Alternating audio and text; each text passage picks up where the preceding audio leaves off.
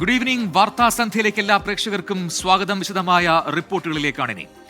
പഹൽഗാം ഭീകരാക്രമണത്തിന് പാകിസ്ഥാന് കൂടുതൽ തിരിച്ചടിക്കൊരുങ്ങി ഇന്ത്യ. പാകിസ്ഥാനുമായുള്ള വെടിനിർത്തൽ കരാർ കൂടി മരവിപ്പിക്കാനാണ് ഇപ്പോഴത്തെ നീക്കം. ഇന്ത്യയിൽ കഴിയുന്ന പാക് പൗരന്മാരെ കണ്ടെത്തി തിരിച്ചയക്കാനുള്ള നടപടികൾ വേഗത്തിലാക്കാൻ കേന്ദ്ര ആഭ്യന്തരമന്ത്രി അമിത്ഷാ സംസ്ഥാന മുഖ്യമന്ത്രിമാർക്ക് നിർദ്ദേശം നൽകി. ഭീകരാക്രമണത്തിന് പിന്നിൽ സമൂഹത്തെ ഭിന്നിപ്പിക്കാനുള്ള തന്ത്രമാണെന്നും രാജ്യം ഒറ്റക്കെട്ടായി നിൽക്കണമെന്നും ലോക്സഭാ പ്രതിപക്ഷ നേതാവ് രാഹുൽ ഗാന്ധി പറഞ്ഞു. പഹൽഗാം ഭീകരാക്രമണത്തിന് പിന്നാലെയും ജമ്മു കാശ്മീരിൽ പാക് പ്രകോപനം തുടരുന്ന സാഹചര്യത്തിലാണ് ഇന്ത്യ കടുത്ത നടപടികളിലേക്ക് നീങ്ങുന്നത്.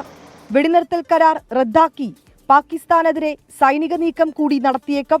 വിസ കാലാവധി വെട്ടിച്ചുരുക്കിയതിന് പിന്നാലെ പാക് പൗരന്മാരെ രാജ്യത്ത് നിന്ന് തിരിച്ചയക്കാൻ അടിയന്തര നടപടി സ്വീകരിക്കണമെന്ന് കേന്ദ്ര ആഭ്യന്തരമന്ത്രി അമിത്ഷാ. രാജ്യത്ത് തുടരുന്ന പാക് പൗരന്മാരുടെ വിവരങ്ങൾ ശേഖരിക്കാനും കേന്ദ്ര ആഭ്യന്തരമന്ത്രി സംസ്ഥാനങ്ങളിലെ മുഖ്യമന്ത്രിമാർക്ക് നിർദ്ദേശം നൽകി. കാശ്മീരികളുടെ സുരക്ഷ ഉറപ്പാക്കുമെന്ന് മുഖ്യമന്ത്രി ഒമർ അബ്ദുള്ള.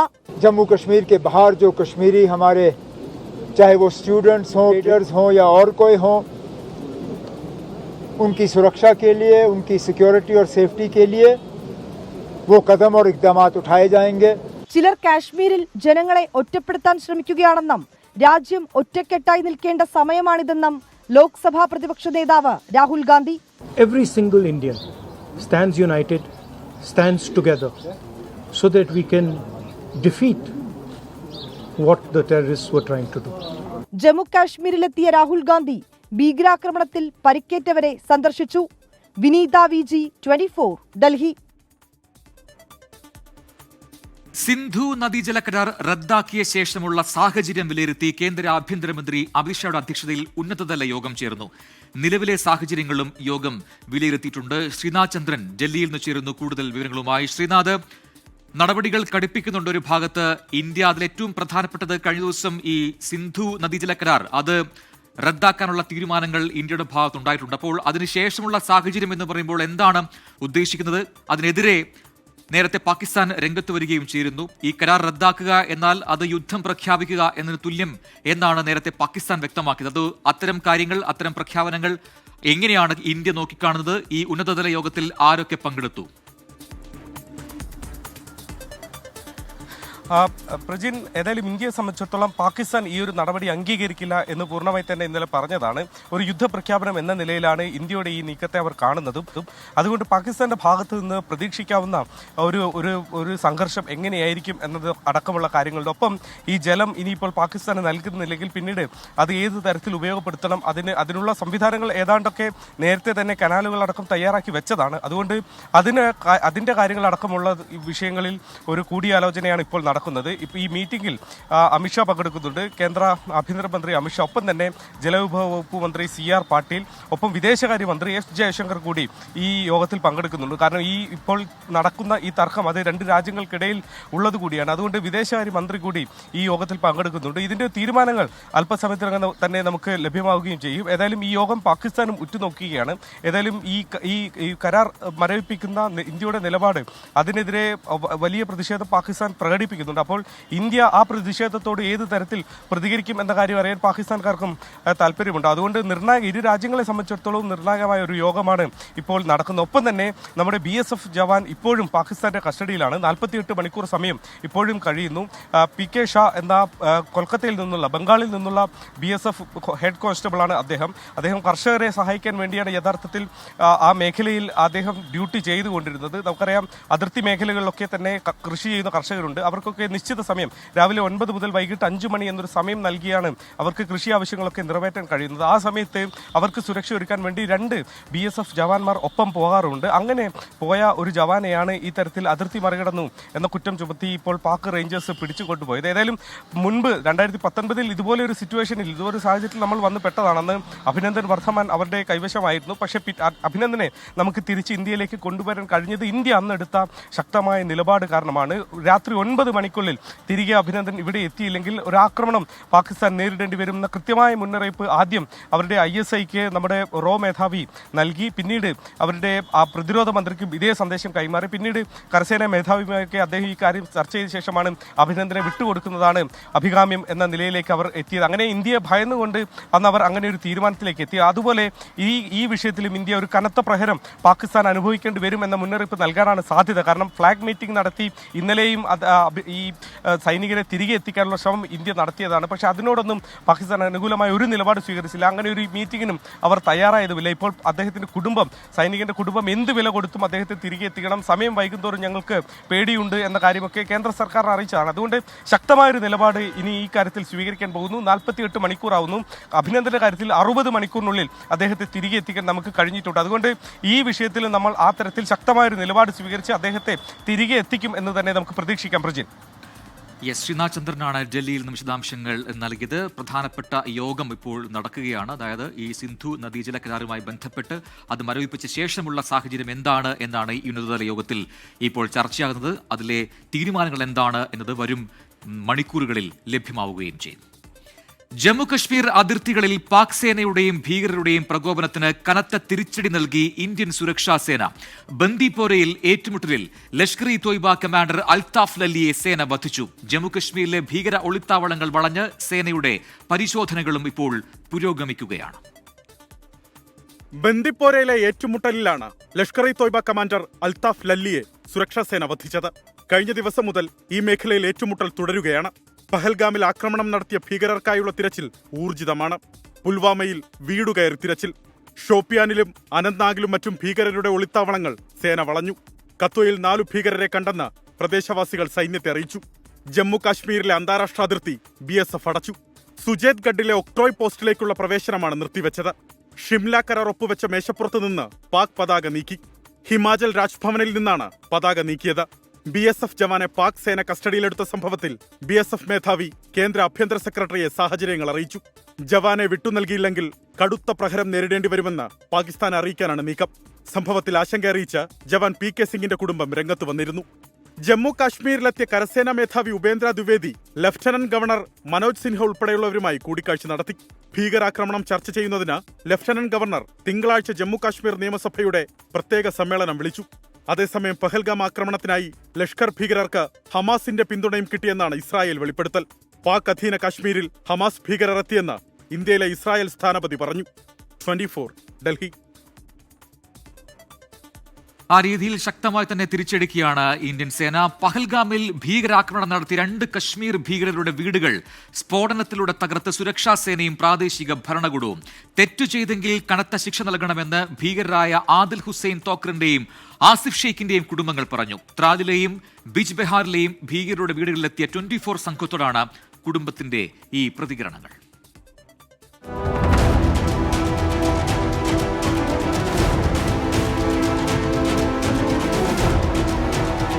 രാജ്യത്തെ നടുക്കിയ പഹൽഗാം ഭീകരാക്രമണത്തിൽ പങ്കുള്ളതായി തെളിവ് ലഭിച്ച ഭീകരർക്കായുള്ള തെരച്ചിൽ ഊർജിതമായി തുടരുന്നതിനിടെയാണ് പ്രാദേശിക ഭീകരർക്കെതിരെ കടുത്ത നടപടി.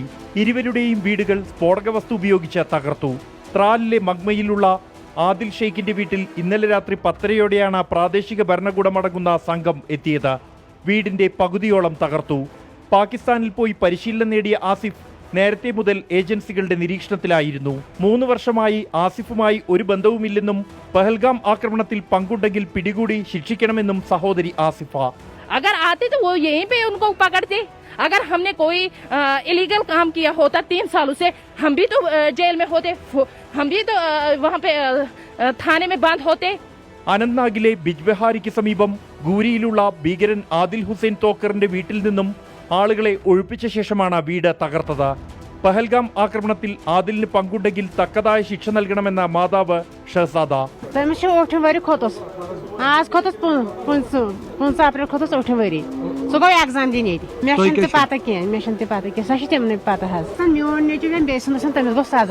ആക്രമണത്തിന് പിന്നാലെ ആദിലിന്റെ പിതാവിനെയും 2 സഹോദരന്മാരെയും പോലീസ് കസ്റ്റഡിയിലെടുത്തിരുന്നു. പാകിസ്ഥാനിൽ നിന്നും 7 വർഷത്തോളം ലഷ്കർ പരിശീലനം നേടിയ ആദിൽ കഴിഞ്ഞ വർഷം ഇന്ത്യയിലെത്തിയതായി ഏജൻസികൾക്ക് വിവരമുണ്ട്. 2018 ശേഷം ആദിലിന് വീടുമായി യാതൊരു ബന്ധവുമില്ല എന്നാണ് വീട്ടുകാർ പറയുന്നത്. എന്നാൽ അതിനുശേഷം ആദിൽ പാകിസ്ഥാനിലേക്ക് പോയി പരിശീലനം സിദ്ധിച്ച് മടങ്ങിയെത്തിയെന്നും ഭീകരർക്ക് വഴികാട്ടിയാകുന്നത് ആദിൽ ആണ് എന്നുമാണ് അന്വേഷണ ഏജൻസികൾ കണ്ടെത്തിയിരിക്കുന്നത്. ഈ ഒരു കണ്ടെത്തലിന്റെ പശ്ചാത്തലത്തിലാണ് വീട് തകർക്കുന്നതടക്കമുള്ള കടുത്ത നടപടികളിലേക്ക് അധികൃതർ കടന്നിരിക്കുന്നതും. ആനന്ദാഗിലെ ഗുരിയിൽ നിന്നും ജോഗേഷ് സിംഗിനൊപ്പം ബൽറാം നെടുങ്ങാടി, 24. പഹൽഗാം ആക്രമണം നടത്തിയ ഭീകരരെ പുകഴ്ത്തിയും ഭീകരരെ സഹായിച്ചിട്ടുണ്ട് എന്ന് സ്ഥിരീകരിച്ചും പാകിസ്ഥാൻ മന്ത്രിമാർ ഇന്ന് രംഗത്ത് വന്നു. ആക്രമണം നടത്തിയ ഭീകരരെ സ്വാതന്ത്ര്യ സമര സേനാനികൾ എന്നാണ് പാക് ഉപപ്രധാനമന്ത്രി ഇഷാഖ് ധർ പുകഴ്ത്തിയത്. ഇന്ത്യ നിലപാട് കടുപ്പിച്ചതോടെ അതിർത്തികളിലേക്ക് പാക് സേന നീങ്ങുന്നു എന്നാണ് ഏറ്റവും പുതിയ റിപ്പോർട്ടുകൾ. പഹൽഗാമിൽ ക്രൂരമായ ആക്രമണം നടത്തിയ ഭീകരരെ പാക് ഉപപ്രധാനമന്ത്രി ഇഷാഖ് ധർ വിശേഷിപ്പിക്കുന്നത് स्वातंत्र्य समर सेनानिകളെന്ന്. वो हमें शुक्रगुजार होना चाहिए कि ये तो फ्रीडम फाइटर्स भी हो सकते हैं. वी डोंट नो कि कौन है, तो हमने कोई किसी किस्म की बिल्कुल ऑनेस्टी के साथ स्टेटमेंट दी थी, लेकिन मैं समझता हूं कि उन्होंने अपनी फेलियर को और अपनी सियासत को जो इंटरनल है 3 പതിറ്റാണ്ടായി ഭീകരരെ സഹായിക്കേണ്ടി വന്നിട്ടുണ്ടെന്നാണ് പാക് പ്രതിരോധ മന്ത്രി ഖവാജ ആസിഫിന്റെ തുറന്നു പറച്ചിൽ. അമേരിക്കയ്ക്ക് വേണ്ടിയാണിതെന്നും ഖവാജ ആസിഫ് അതിന്റെ ദൂഷ്യവശങ്ങൾ അനുഭവിക്കുന്നുണ്ട്. We have been doing this dirty work for United States for about 3 decades, and West, including Britain. This Pakistan's track record, was not, unimpeachable track record. ഇന്ത്യക്ക് നേരെയുള്ള ഭീകരാക്രമണങ്ങളിലെ പാക് പങ്ക് ഈ പ്രതികരണത്തിലൂടെ കൂടുതൽ വെളിപ്പെടുകയാണ്. ഇതിനിടെ പഹൽഗാം ഭീകരാക്രമണം നടത്തിയവരിൽ 2 ഭീകരർ പാകിസ്ഥാൻ സ്വദേശികളെന്ന് ജമ്മു കാശ്മീർ പോലീസ് സ്ഥിരീകരിച്ചു. ഹാഷിം മൂസ, അലിഭായ് എന്നിവർ 2 വർഷം മുമ്പ് ഇന്ത്യയിലേക്ക് നുഴഞ്ഞു കയറിയെന്ന് പോലീസ്. ഇന്ത്യ നിലപാട് കടുപ്പിച്ചതോടെ അന്താരാഷ്ട്ര അതിർത്തിയിൽ പാകിസ്ഥാൻ കൂടുതൽ സൈനികരെ വിന്യസിച്ചു. റാവൽപിണ്ടിയിൽ നിന്ന് ഇന്ത്യൻ അതിർത്തിയിലേക്ക് പാക് സൈനിക വാഹനങ്ങൾ നീങ്ങുന്നതായി വാർത്താ ഏജൻസികൾ റിപ്പോർട്ട് ചെയ്തു. അതിർത്തികളിലെ ഭീകര ക്യാമ്പുകൾ പാക് സേന ഒഴിപ്പിച്ചതായി വിവരമുണ്ട്. ജെയ്ഷെ മുഹമ്മദ് കമാൻഡർമാരെ സൈനിക വിമാനങ്ങളിൽ മാറ്റിയെന്നാണ് റിപ്പോർട്ടുകൾ. സിന്ധു നദീജല കരാർ മരവിപ്പിച്ചതുൾപ്പെടെയുള്ള ഇന്ത്യൻ നിലപാടുകൾക്കെതിരെ പാകിസ്ഥാൻ സെനറ്റ് പ്രമേയം പാസാക്കി. ഇന്ത്യൻ നടപടികൾ നേരിടാൻ പാകിസ്ഥാൻ സജ്ജമെന്നാണ് പ്രമേയം. International desk, 24. ഇപ്പോൾ പുറത്തുവരുന്ന മറ്റൊരു വാർത്തയിലേക്ക്. ഇസ്രായേൽ അംബാസിഡർ റൂവൻ അസർ വിദേശകാര്യമന്ത്രി എസ് ജയശങ്കറുമായി കൂടിക്കാഴ്ച നടത്തി. അതിർത്തി കടന്നുള്ള ഭീകരതയെ ചെറുക്കുന്നതിൽ ഇസ്രായേലിന്റെ പിന്തുണ ഇന്ത്യക്ക് അറിയിച്ചിട്ടുണ്ട്. വിനീത VG ഡൽഹിയിൽ നിന്ന് കൂടുതൽ വിവരങ്ങളുമായി ചേരുന്നു. വിനീത, ഇപ്പോഴത്തെ സാഹചര്യങ്ങൾ അത് ഏത് രീതിയിൽ കണ്ടിരിക്കുന്നു? കാരണം ഹമാസ് പോലുള്ള ഭീകര സംഘടനകളൊക്കെ തന്നെ പാകിസ്ഥാൻ കേന്ദ്രീകരിച്ച് അല്ലെങ്കിൽ അവിടുത്തെ ഭീകര സംഘടനകളുമായി ചേർന്ന് പ്രവർത്തിച്ചു, യോഗം ചേർന്നു എന്നൊക്കെയുള്ള വാർത്തകൾ ഇന്ന് പുറത്തു വന്നതാണ്. അതോടൊപ്പം തന്നെ ഈ ഭീകരാക്രമണത്തിൽ കൊല്ലപ്പെട്ട ഇന്ത്യക്കാർ മാത്രമല്ല എന്നുകൂടി ചേർത്ത് വായിക്കണം. ഇപ്പോൾ ഇസ്രായേൽ കൂടി ഇന്ത്യക്ക് പിന്തുണയുമായി രംഗത്തെത്തുകയാണ്. എപ്പോഴായിരുന്നു ഈ കൂടിക്കാഴ്ച? എന്തൊക്കെ കാര്യങ്ങൾ ചർച്ചയായി എന്നാണ് അറിയാൻ കഴിയുന്നത്?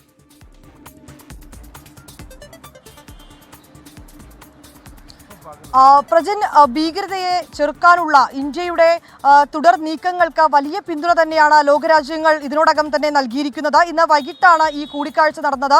വിദേശകാര്യമന്ത്രി എസ് ജയശങ്കറിന്റെ ഓഫീസിലെത്തിയാണ് ഇസ്രായേൽ അംബാസിഡർ ഈ കൂടിക്കാഴ്ച നടത്തിയിരിക്കുന്നത്. റൂവൻ അസർ ഇസ്രായേൽ അംബാസിഡർ വിദേശകാര്യമന്ത്രിയുമായി കൂടിക്കാഴ്ച നടത്തി. ഒപ്പം തന്നെ ഭീകരതയെ ചെറുക്കുന്നതിനുള്ള ഇന്ത്യയുടെ നീക്കങ്ങൾക്ക് എല്ലാവിധ പിന്തുണയും അറിയിച്ചിട്ടുണ്ട്. അതിർത്തി കടന്നുണ്ടാകുന്ന ഇത്തരം ഭീകരതകൾ അതൊരു തരത്തിലും അംഗീകരിക്കാൻ കഴിയില്ലെന്നും അതിനെ തടയുന്നതിനുള്ള ഇന്ത്യയുടെ തുടർ നടപടികൾക്ക് ഇസ്രായേലിന്റെ എല്ലാവിധ പിന്തുണയും ഉണ്ടാകുമെന്നും അദ്ദേഹം അറിയിച്ചിരിക്കുകയാണ്. അല്പസമയത്തിന് മുൻപാണ് ഈ കൂടിക്കാഴ്ച നടന്നിട്ടുണ്ടായിരുന്നത്. ശേഷം ഇങ്ങനൊരു കൂടിക്കാഴ്ച നടന്നതായും ഇരുവരും അറിയിക്കുകയും ചെയ്തിട്ടുണ്ട്. ഈ ഇന്ത്യ ഇപ്പോൾ നിലവിൽ നേരിടുന്ന സാഹചര്യത്തിൽ ഇത്തരം പിന്തുണ ഇന്ത്യയെ സംബന്ധിച്ചിടത്തോളം വലിയ ആശ്വാസകരവും ഒപ്പം തന്നെ തുടർ നീക്കങ്ങൾക്ക് വലിയ ഊർജ്ജവും കൂടി പകരുന്നതാണ്. ഇതിനോടകം തന്നെ മറ്റ് ലോകരാജ്യങ്ങളടക്കം ഇന്ത്യക്ക് പിന്തുണയുമായി രംഗത്തെത്തിയിട്ടുണ്ടായിരുന്നു. ഇതിന് പിന്നാലെയാണ് ഇപ്പോൾ ഇസ്രായേലും ഇന്ത്യയുടെ ഭീകരതയെ ചെറുത്തു നിർത്താനുള്ള നടപടിക്രമങ്ങൾക്ക് ഒരു പൂർണ്ണ പിന്തുണയുമായി രംഗത്തെത്തിയിരിക്കുന്നത്. വിനീത VG ആണ് ഡൽഹിയിൽ നിന്നും വിശദാംശങ്ങൾ നൽകിയത്. എൻ രാമചന്ദ്രന് കണ്ണീരോടെ വിട.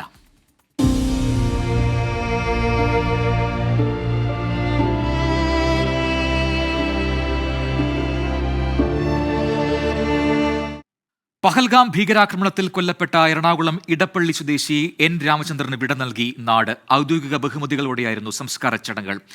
ആയിരങ്ങളാണ് എൻ രാമചന്ദ്രന് അന്ത്യാഞ്ജലി അർപ്പിക്കാനായി എത്തിയത്. ഇടപ്പള്ളി പൊതുശ്മശാനത്തിലായിരുന്നു സംസ്കാരം.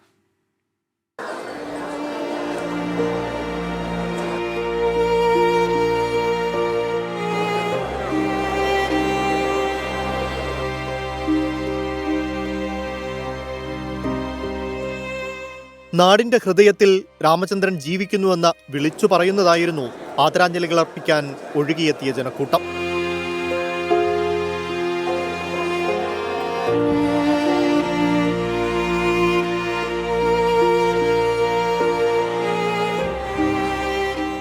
Kerala governor Rajendra Arlekar, Goa governor PS Sreedharan Pillai എന്നിവർ ഒരുമിച്ചെത്തി ആദരാഞ്ജലി അർപ്പിച്ചു. ഹൈക്കോടതി ജഡ്ജി ജസ്റ്റിസ് ദേവൻ രാമചന്ദ്രനും അന്തിമോപചാരം അർപ്പിക്കാനെത്തി. It's a very sad moment, not only for Kerala, but for whole of country. In fact, it is against the humanity that has happened in Pahalgam. രാജ്യം ഒറ്റക്കെട്ടായി ഭീകരതയ്ക്കെതിരെ നിലകൊള്ളേണ്ട സമയമെന്ന് മന്ത്രി P. രാജീവ്. അങ്ങേയറ്റം ദുഃഖകരവും വേദനാജനകവുമായ സംഭവമാണ് കാശ്മീരിൽ പുൽഗാവിയിലുണ്ടായത്. അതിൽ നമ്മുടെ നാട്ടിലുള്ള ഒരു മലയാളിക്ക് കൂടി ജീവൻ നഷ്ടപ്പെട്ടു എന്നുള്ളത് ഏറെ ദുഃഖകരമാണ്. പ്രതിപക്ഷ നേതാവ് VD സതീശൻ, എറണാകുളം MP ഹൈബി ഈഡൻ അടക്കമുള്ളവർ അന്തിമോപചാരം അർപ്പിച്ചു. വീട്ടിൽ നടന്ന പൊതുദർശനം കുടുംബാംഗങ്ങൾക്കും ബന്ധുക്കൾക്കും മാത്രമായി ക്രമീകരിച്ചിരുന്നു. തുടർന്ന് വിലാപയാത്രയായി ഇടപ്പള്ളിയിലെ ശ്മശാനത്തിലേക്ക്. അന്ത്യകർമ്മങ്ങൾ പൂർത്തിയാക്കി ഒടുവിൽ ഔദ്യോഗിക ബഹുമതികളോടെ സംസ്കാരം.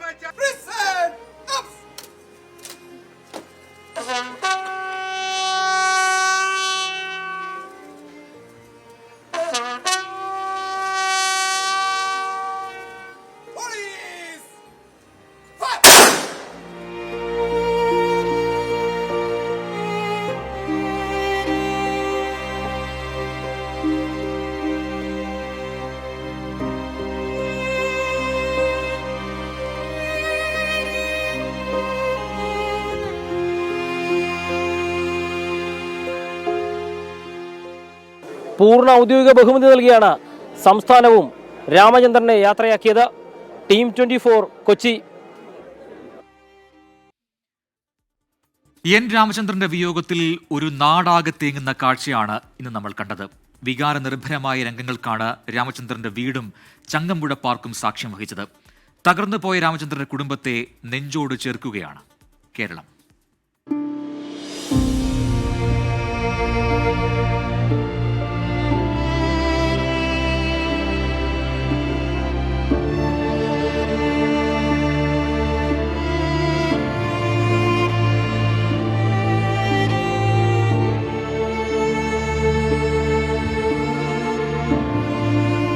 അച്ഛൻ കൺമുന്നിൽ വെടിയേറ്റ് പിടഞ്ഞു മരിക്കുന്നത് കാണേണ്ടി വന്ന മകൾ, ആരും തകർന്നു പോകുന്ന അവസ്ഥയിൽ അസാമാന്യ ഉൾക്കരുത്തുമായി നിന്ന ആരതി പക്ഷേ ഇന്നുലഞ്ഞു.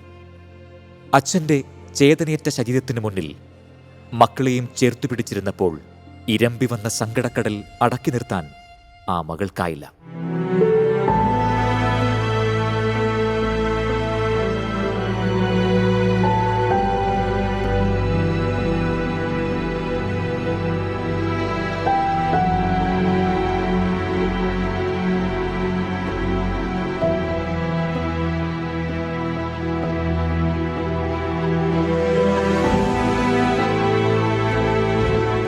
അച്ഛനും അമ്മയും സഹോദരിയും അവധിക്കാലം ആഘോഷിക്കാൻ പോയതിൻ്റെ സന്തോഷത്തിലായിരുന്നു അരവിന്ദ്. രാമചന്ദ്രൻ ഏറെ ആഗ്രഹിച്ച യാത്ര. പക്ഷേ ആ സ്വപ്നഭൂമിയിൽ തന്നെ അച്ഛൻ പിടഞ്ഞു വീണു. സങ്കടത്തിൻ്റെ അലകടലിരമ്പാണ് അരവിന്ദിന്റെ ഹൃദയത്തിൽ.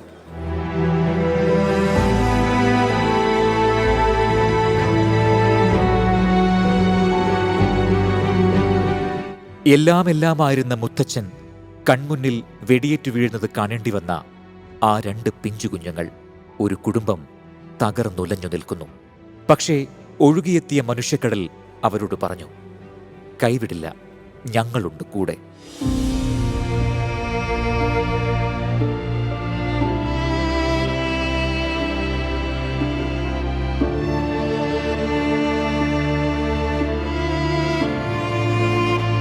ഒരു ജീവിതകാലം മുഴുവൻ താങ്ങായി നിന്നയാളുടെ അപ്രതീക്ഷിത പിരിഞ്ഞുപോക്കിൽ ഉലഞ്ഞില്ലാതായിപ്പോയി ഭാര്യ ഷീല. ആ ചേതനയേറ്റ ശരീരത്തിനരികിൽ ഷീല മുഴക്കിയ ആ മുദ്രാവാക്യം ഓരോ ഇന്ത്യക്കാരുടെയും ഉള്ളിൽ എക്കാലത്തും ജ്വലിച്ചു നിൽക്കും.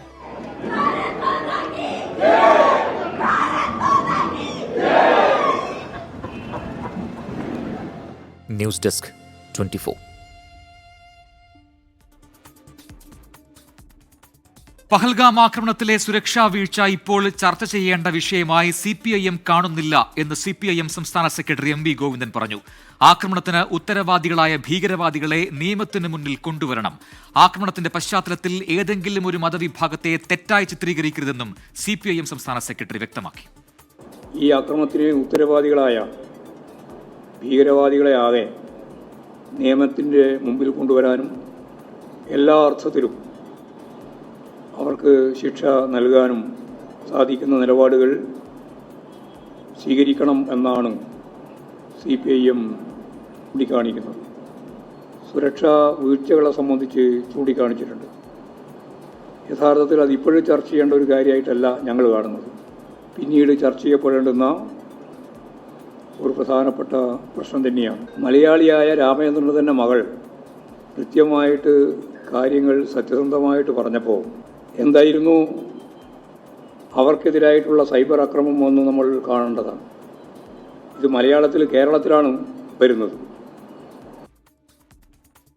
പഹൽഗാം ഭീകരാക്രമണത്തിൽ ഹൈദരാബാദ് മക്ക മസ്ജിദിന് മുന്നിൽ വിശ്വാസികൾ പ്രതിഷേധിച്ചു. കറുത്ത ആംബാൻഡ് അണിഞ്ഞാണ് വിശ്വാസികൾ പള്ളിയിലെത്തിയത്. ഭീകരവാദത്തിനെതിരെയായിരുന്നു ഇമാമിന്റെ ജുമുഅ പ്രസംഗം. പ്രാർത്ഥനയ്ക്ക് ശേഷം പള്ളിയുടെ മുന്നിൽ പാകിസ്ഥാനെതിരെ മുദ്രാവാക്യം മുഴക്കിയും പ്രതിഷേധിച്ചു. ISR മുൻ ചെയർമാൻ K. കസ്തൂരിരംഗൻ അന്തരിച്ചു. 84 വയസ്സായിരുന്നു. ഇന്ന് രാവിലെ 10:45 ബംഗളൂരുവിലെ വസതിയിൽ വച്ചായിരുന്നു അന്ത്യം. 1994 മുതൽ 2003 വരെ ISR ചെയർമാനായിരുന്നു. കസ്തൂരിരംഗന്റെ മേൽനോട്ടത്തിൽ ബഹിരാകാശ രംഗത്ത് വൻ കുതിച്ചുചാട്ടമാണ് ഇന്ത്യ നടത്തിയത്.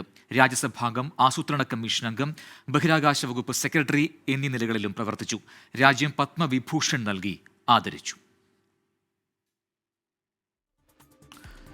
ISROയെ മികവിന്റെ ആകാശങ്ങളിലേക്ക് ഉയർത്തുന്നതിൽ നിർണായക പങ്കുവഹിച്ച വ്യക്തിയാണ് ഡോക്ടർ K. കസ്തൂരിരംഗൻ. ഇന്ത്യയുടെ യശസ് ലോകത്താകെ എത്തിച്ച നിരവധി പദ്ധതികൾക്ക് ചുക്കാൻ പിടിച്ചതും കസ്തൂരിരംഗനായിരുന്നു.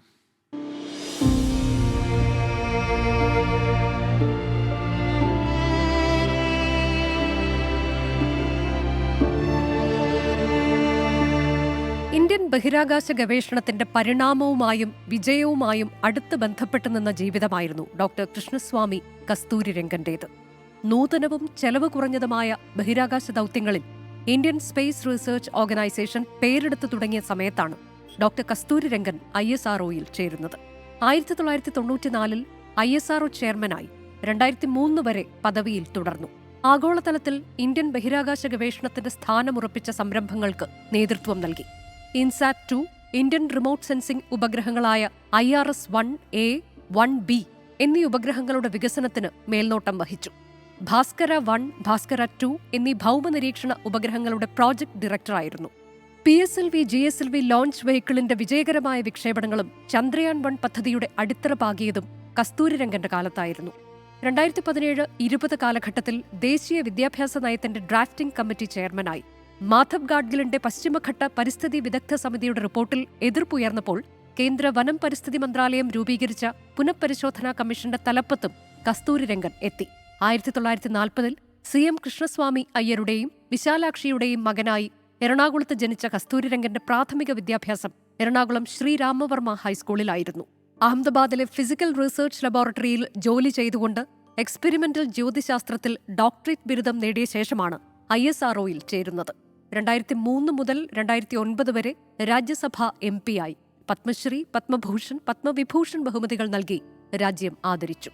Research desk 24. മറ്റൊരു വാർത്തയിലേക്ക്. CPI ദേശീയ കൗൺസിലിന്റെ ഭാഗമായി നടന്ന പൊതുസമ്മേളനത്തിന് ക്ഷണിക്കാത്തതിൽ അതൃപ്തി പ്രകടിപ്പിച്ച് മുൻ സംസ്ഥാന സെക്രട്ടറി കാനം രാജേന്ദ്രന്റെ മകൻ സന്ദീപ് രാജേന്ദ്രൻ രംഗത്തെത്തി. തിരുവനന്തപുരത്ത് ഇന്നലെ നടന്ന പരിപാടിയിൽ അന്തരിച്ച നേതാക്കളുടെ കുടുംബാംഗങ്ങളെ ആദരിച്ചിരുന്നുവെങ്കിലും കുടുംബത്തെ ക്ഷണിച്ചില്ല എന്ന് സന്ദീപ് രാജേന്ദ്രൻ പറഞ്ഞു. ശ്രീത്ത് നൽകും തിരുവനന്തപുരത്ത് കൂടുതൽ വിവരങ്ങൾ. ശ്രീത്ത്, ഇതിപ്പോൾ പരാതിയുമായാണ് സന്ദീപ് രംഗത്തെത്തിയിരിക്കുന്നത്. എന്താണ് ഇതിൽ പാർട്ടി നൽകുന്ന ഒരു വിശദീകരണം?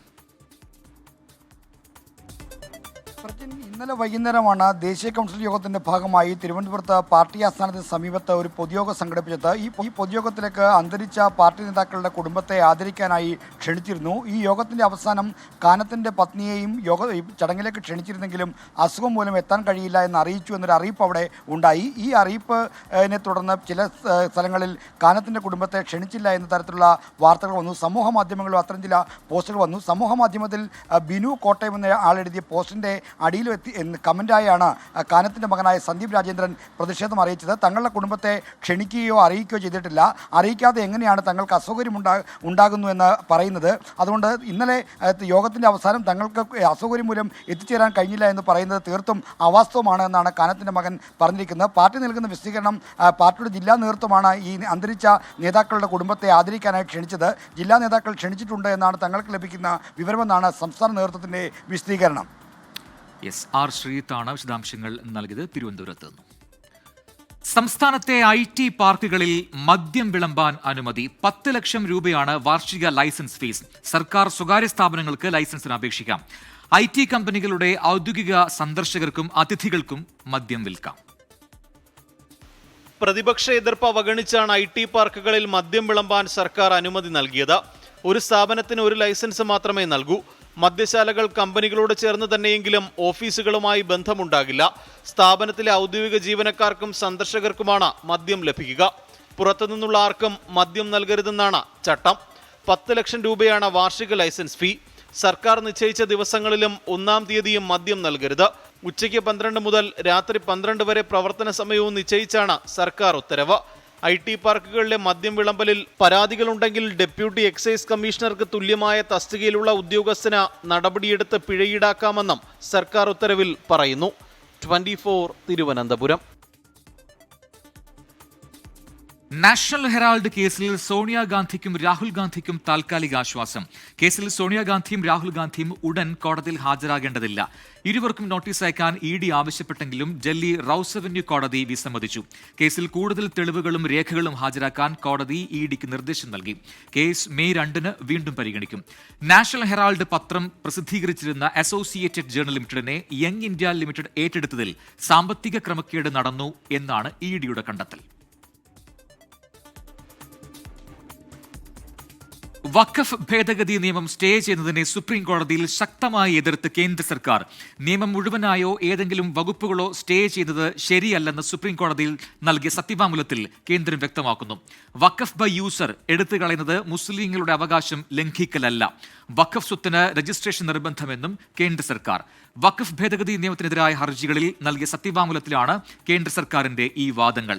ഇതര മതത്തിൽ നിന്നുള്ളവരെ നിയമിക്കുന്നത് ബോർഡിന്റെ ഭരണനിർവഹണത്തിൽ ഇടപെടുന്നതിനല്ല. വഖഫ് ഭേദഗതി നിയമത്തിനെതിരെ തെറ്റിദ്ധാരണ പരത്തുന്ന പ്രചാരണങ്ങളാണ് നടക്കുന്നതെന്നും കേന്ദ്രം സുപ്രീം കോടതിയെ അറിയിച്ചു. അന്തരിച്ച ഫ്രാൻസിസ് മാർപ്പാപ്പയ്ക്ക് ലോകം വിട ചൊല്ലുകയാണ്. അന്തിമോപചാരം അർപ്പിക്കാൻ 10,000ങ്ങളാണ് വത്തിക്കാനിലെ സെന്റ് പീറ്റേഴ്സ് ബസിലിക്കയിലേക്ക് ഒഴുകിയെത്തുന്നത്. ഇന്ത്യൻ സമയം നാളെ ഉച്ചയ്ക്ക് 1:30 സംസ്കാര ചടങ്ങുകൾ. രാഷ്ട്രപതി ദ്രൗപദി മുർമു ഇന്ത്യയെ പ്രതിനിധീകരിച്ച ചടങ്ങുകളിൽ പങ്കെടുക്കും. സംസ്കാര ചടങ്ങിന്റെ തത്സമയ വിവരങ്ങൾ നൽകാൻ 24 വാർത്താ സംഘം വത്തിക്കാനിലെത്തി.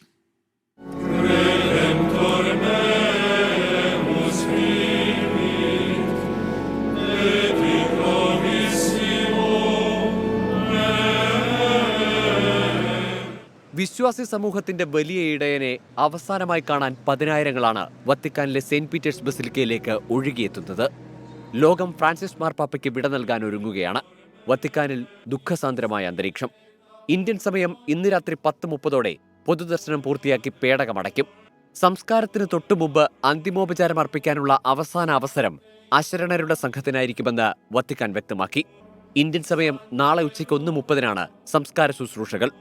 US പ്രസിഡന്റ് ഡൊണാൾഡ് ട്രംപ് അടക്കം ലോക നേതാക്കൾ സംസ്കാര ചടങ്ങിനെത്തും. രാഷ്ട്രപതി ദ്രൗപദി മുർമു നയിക്കുന്ന ഇന്ത്യൻ സംഘം സംസ്കാര ചടങ്ങുകളിൽ പങ്കെടുക്കും. ഇന്ത്യയിൽ നാളെ ദുഃഖാചരണം പ്രഖ്യാപിച്ചിട്ടുണ്ട്. കർദിനാൾ മാർ ക്ലെമീസ് കാതോലിക്ക ബാവയ്ക്കൊപ്പം സംസ്ഥാനത്തിന്റെ ഔദ്യോഗിക പ്രതിനിധിയായി സംസ്കാര ചടങ്ങിൽ പങ്കെടുക്കാൻ വത്തിക്കാനിലെത്തിയ മന്ത്രി റോഷി അഗസ്റ്റിൻ ഫ്രാൻസിസ് മാർപ്പാപ്പയ്ക്ക് അന്തിമോപചാരം അർപ്പിച്ചു. സംസ്കാര ചടങ്ങുകളുടെ വിവരങ്ങൾ തത്സമയം നൽകാൻ 24 എഡിറ്റർ ഇൻചാർജ് PP ജെയിംസും വത്തിക്കാനിൽ നിന്ന് ചേരും. International desk 24. പ്രതിസന്ധികൾക്കൊടുവിൽ മുതലപ്പുഴയിലെ പൊഴി പൂർണ്ണമായും മുറിച്ചു. കണ്ണൂരിൽ നിന്ന് ഡ്രഡ്ജർ എത്തിച്ചതിന് പിന്നാലെയാണ് ഈ പൊഴി മുറിച്ചത്. എന്നാൽ പൊഴി മുറിച്ചതുകൊണ്ട് പ്രതിസന്ധിക്ക് പരിഹാരമാകില്ല എന്ന് മത്സ്യത്തൊഴിലാളികൾ പറയുന്നു. കണ്ണൂരിൽ നിന്നുള്ള ചന്ദ്രഗിരി ഡ്രഡ്ജർ തീരത്തേക്ക് എത്തിയതിനു പിന്നാലെയാണ് പൊഴി പൂർണ്ണമായും മുറിച്ചത്. പൊഴി മുറിച്ചതോടെ സമീപ പ്രദേശത്തെ വെള്ളക്കെട്ടിന് പരിഹാരമാകും. കൂടാതെ ഡ്രഡ്ജറിന് ഉള്ളിലേക്ക് പ്രവേശിച്ച് മണൽ നീക്കം തുടങ്ങാനും കഴിയും. പൊഴി മുറിച്ചെങ്കിലും വീണ്ടും മണൽ മൂടാനുള്ള സാധ്യതയുണ്ടെന്നാണ് മത്സ്യത്തൊഴിലാളികളുടെ ആരോപണം. പൊഴി മുറിച്ച്, പക്ഷെ നമുക്ക് പണിക്ക് പോകണം. പക്ഷെ പണിക്ക് പോകേണ്ട ഒരു സാഹചര്യം കണ്ടിട്ട് തോന്നുന്നില്ല. അതിനി എപ്പോഴാണ് ഏത് സമയത്താണോ എന്ന് പറയാൻ പറ്റില്ല. കാര്യം വെള്ളം കെട്ടി നിൽക്കുന്ന വെള്ളം പോയി തീരുന്ന സമയത്ത് യാദൃശ്യമായിട്ട് പൊഴി മൂടാൻ സാധ്യത ഉണ്ട്. അതാണ് മത്സ്യത്തൊഴിലാളികളുടെ ആശങ്ക. പൊഴി പൂർണ്ണമായും മുറിച്ചതോടെ നാളെ മുതൽ ചന്ദ്രഗിരി ഡ്രഡ്ജർ ഉപയോഗിച്ച് കൂടുതൽ വേഗത്തിൽ മണൽ നീക്കം ചെയ്യാമെന്നാണ് ഉദ്യോഗസ്ഥർ പറയുന്നത്. നിലവിൽ പൊഴി മുറിക്കാനായി എടുത്തിട്ട മണൽ തീരത്ത് നിന്ന് മാറ്റണമെന്നും മത്സ്യത്തൊഴിലാളികൾ ആവശ്യപ്പെടുന്നു. ഈ മണൽക്കൂനകൾ ഇവിടെ നിന്ന് കൃത്യമായിട്ട് മാറണം. അതൊരിക്കലും ഞങ്ങൾക്ക് വേണ്ടിയല്ല. ഇത് സക്സസ് ആവണമെങ്കിൽ ഈ മണൽ മാറ്റിയാൽ മാത്രമേ സക്സസ് ആവത്തുള്ളൂ. പക്ഷേ അവർ അതിൽ നിന്ന് പിന്മാറി നിൽക്കുകയാണ്. അത് പിന്നീട് ചെയ്യാമെന്നുള്ളൊരു ഇതിലാണ് നിൽക്കുന്നത്. അതുകൊണ്ട് ഞങ്ങൾക്ക് ആശങ്കയുണ്ട്. ഇത് വീണ്ടും പഴയതുപോലെ ഒരു ഇതാവുമെന്നൊരു പേടി ഞങ്ങൾക്കുണ്ട്. അതേസമയം മണൽ നീക്കം കാര്യക്ഷമമെന്ന് ബോധ്യപ്പെടും വരെ അനിശ്ചിതകാല സമരം തുടരുമെന്ന് സംയുക്ത സമരസമിതി അറിയിച്ചു. 24 തിരുവനന്തപുരം.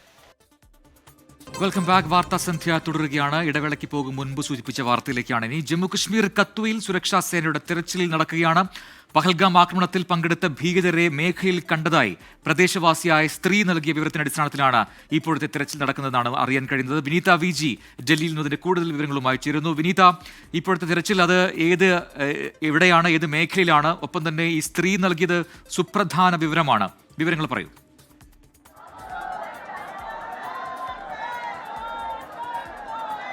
പ്രജൻ, ജമ്മു കാശ്മീരിലെ കത്വയിലാണ് ഇപ്പോൾ തിരച്ചിൽ നടക്കുന്നത്. ജമ്മു കാശ്മീർ പോലീസിന്റെ പ്രത്യേക സംഘം എത്തിയാണ് ഈ മേഖലയിൽ തിരച്ചിൽ ആരംഭിച്ചിരിക്കുന്നത്. ഇപ്പോൾ അവിടെ തിരച്ചിൽ തുടരുന്നു എന്നാണ് നമുക്ക് മനസ്സിലാക്കാൻ കഴിയുന്നത്. ഈ പഹൽഗാം ഭീകരാക്രമണത്തിൽ ഈ ഭീകരാക്രമണം നടത്തിയ 4 പേരെ ആ മേഖലയിൽ കണ്ടതായി പ്രദേശവാസിയായ ഒരു സ്ത്രീ മൊഴി നൽകിയിട്ടുണ്ടായിരുന്നു. ഇവരുടെ ഈ മൊഴിയുടെ വിവരത്തിന്റെ അടിസ്ഥാനത്തിലാണ് പോലീസ് അവിടെ എത്തുകയും ഇപ്പോൾ സംയുക്ത സൈന്യം അവിടെ വലിയ രീതിയിൽ തെരച്ചിൽ നടത്തുകയും ചെയ്യുന്നുണ്ട്. ഇവർ ഈ മേഖലയിൽ ഈ 4 പേരെ കണ്ടെത്തിയതായാണ് ഇവർ വിവരം നൽകിയിരിക്കുന്നത്. ഇവരുടെ മൊഴിയുടെ പശ്ചാത്തലത്തിലാണ് ഇപ്പോൾ അവിടെ സുരക്ഷാ സൈന്യം തെരച്ചിൽ നടത്തുന്നത്. വിവിധ മേഖലകളിലൊക്കെയായി ഇതിനോടകം തന്നെ ഈ ഭീകരർക്കായി തെരച്ചിൽ അന്വേഷണ സംഘം നടത്തിയിട്ടുണ്ടായിരുന്നു. പക്ഷേ ഈ മറ്റു മേഖലകളിൽ തെരച്ചിൽ പുരോഗമിക്കുന്നതിനിടെയാണ് ഈ ഭീകരാക്രമണത്തിൽ പങ്കെടുത്ത 4 പേർ ഈ മേഖലയിലുള്ളതായി തനിക്കൊരു സംശയമുണ്ട് എന്ന് സ്ത്രീ പറയുന്നത്. ഇവർ ഈ ജമ്മു കാശ്മീർ പോലീസിനെയാണ് ഇവർ വിവരം കൈമാറിയത്. തുടർന്ന് ആദ്യഘട്ടത്തിൽ പോലീസ് അവിടെ എത്തുകയും പിന്നാലെ പോലീസിന്റെ പ്രത്യേക അന്വേഷണ സംഘം ആ മേഖലയിൽ എത്തുകയും ചെയ്തിരുന്നു. തുടർന്ന് ഇപ്പോൾ ആ മേഖലയിൽ തെരച്ചിൽ പുരോഗമിക്കുകയാണ്. വിനീത, ഇപ്പോൾ വിനീത ഉള്ളത് എവിടെയാണ്? അവിടെ വലിയ ബഹളമാണല്ലോ പിറകിൽ. എന്താണ് സംഭവം?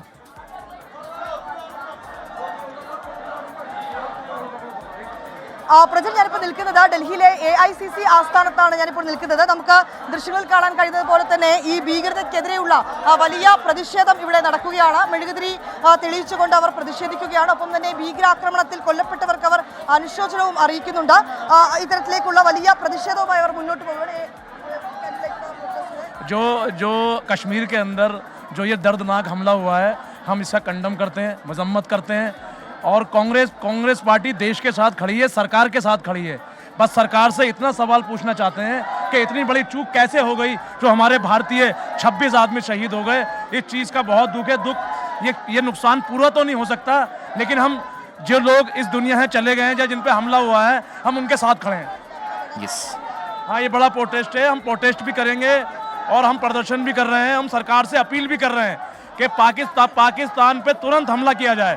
पाकिस्तान पे तुरंत हमला किया जाए और जो भी इनका जो എക്സ്പോർട്ട് ഭീകരതയ്ക്കെതിരെ ശക്തമായിട്ടുള്ള നടപടി വേണമെന്നുള്ളത് തന്നെയാണ് അവർ പറയുന്നത്. ഇതിനെതിരെ കോൺഗ്രസ് ഒറ്റക്കെട്ടായി മുന്നോട്ട് പോകുമെന്നും പറയുന്നുണ്ട്. ഇന്നലെ സർവകക്ഷി യോഗത്തിലൊക്കെ തന്നെ ഭീകരതയ്ക്കെതിരെയുള്ള കേന്ദ്ര സർക്കാരിന്റെ നടപടികളോട് തങ്ങൾ പൂർണ്ണ പിന്തുണയുമായി മുന്നോട്ട് പോകുമെന്ന് കോൺഗ്രസ് നേതാക്കൾ അറിയിച്ചിട്ടുണ്ടായിരുന്നു. ഇതിന് പിന്നാലെയാണ് ഇപ്പോൾ ഇത്തരത്തിലേക്കുള്ള കോൺഗ്രസിന്റെ മെഴുകുതിരി തെളിയിച്ചുകൊണ്ടുള്ള അവരുടെ മാർച്ച് AICC ആസ്ഥാനത്ത് ആരംഭിച്ചിരിക്കുന്നത്. ശരി, വിനീത VG ആണ് ഡൽഹിയിൽ നിന്നും വാർത്തയുടെ വിശദാംശങ്ങൾ നൽകിയത്. കനത്ത മഴയെ തുടർന്ന് അരുണാചൽ പ്രദേശിൽ മലയാളികൾ കുടുങ്ങി. ഹായുലായെങ്കിൽ വിനോദസഞ്ചാരികളത്തിന് പോയ 2-അംഗ മലയാളി സംഘമാണ് കുടുങ്ങിയത്. കനത്ത മഴയിലും മണ്ണിടിച്ചിലും റോഡ് ഗതാഗതം സ്തംഭിച്ചതോടെ കോഴിക്കോട് സ്വദേശികളായ അമ്മയും മകളും കുടുങ്ങുകയായിരുന്നു. 2 ദിവസമായി പ്രദേശത്ത് മഴയും മണ്ണിടിച്ചിലും പാറവീഴ്ചയും ശക്തമാണ്. 7 പേരടങ്ങുന്ന സംഘം അരുണാചലിലെ വല്ലോങ്ങിലും കുടുങ്ങി. പുറം ലോകവുമായി ബന്ധപ്പെടാൻ കഴിയുന്നില്ലെന്ന് കുടുങ്ങിയ മലയാളി സംഘം 24-നോട് പറഞ്ഞു. കാലാവസ്ഥാ റിപ്പോർട്ട്. ഇപ്പോഴത്തെ കാലാവസ്ഥ സമർപ്പിക്കുന്നത് Berger paints 100 years of trust.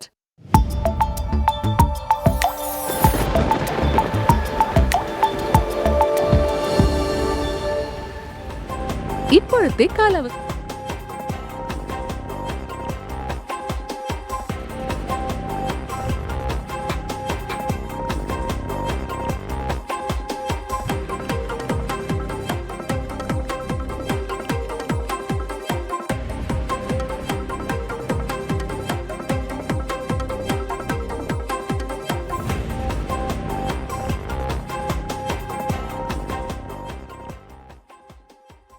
ഇതോടെ വാർത്താസന്ധ്യ പൂർത്തിയാവുന്നു.